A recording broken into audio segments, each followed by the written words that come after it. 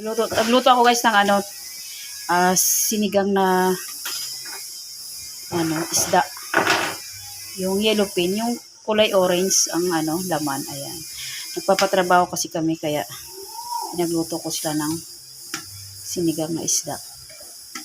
Hindi ko na pinakita kung paano ang pagluto, basta hiniwa ko yung isda, hinisa ko siya sa luya, sibuyas, bawang, kamatis, tapos nilagyan ko ng patis at bitchin.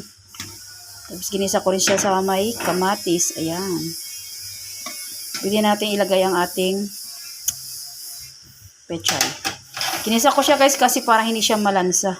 Pag nagluluto kasi ako ng isda, ginigisa ko talaga siya sa maraming luya, kamatis, saka bawang, sibuyas para hindi malansa. Ilalagay natin ang pechay. Kasi mamaya-maya kakain na sila.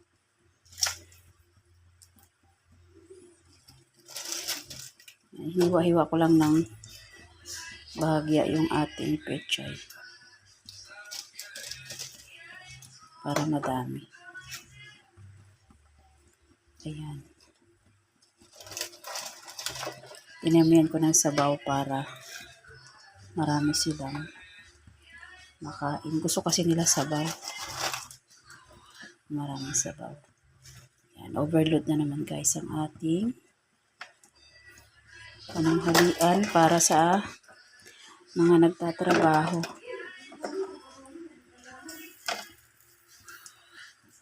Tapos nilagyan ko nga pala siya kanina guys ng yung kamyas para may kaunting sipa. May kaunting sipa yung ating asim. Kalamansi at kamyas nilagyan ko siya. Ayan, kukuha lang ako ng siling cream. Okay guys. Papakuluan lang natin saglit. Kasi pangit pag masyadong lata yung gulay.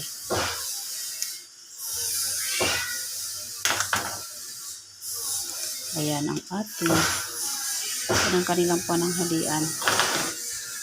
Sinigang na isda. Inaluan ko nito siya guys ng ulo at saka laman.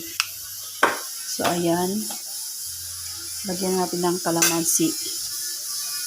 Mas masarap kasi pag kalamansi guys. Nalagay ko kasi yung fresh kalamansi at saka yan para masarap.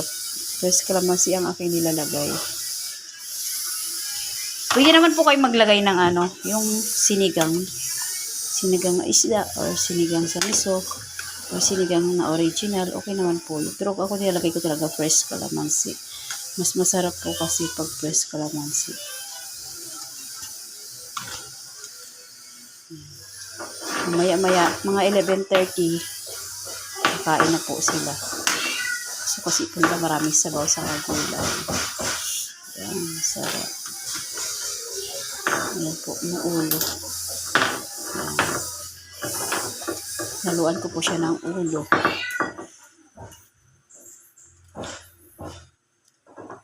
Ayan na guys. Ako lang kasi nag-iisa eh.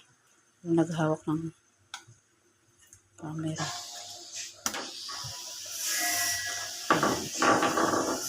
Pakuloy na natin ng konti. Tapos mamaya-maya patayan natin. Ayan.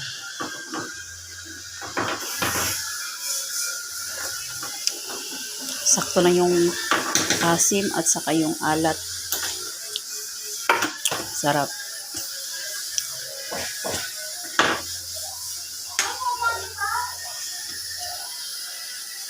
Ayan guys, yung laman niya nag-orange na yung laman niya.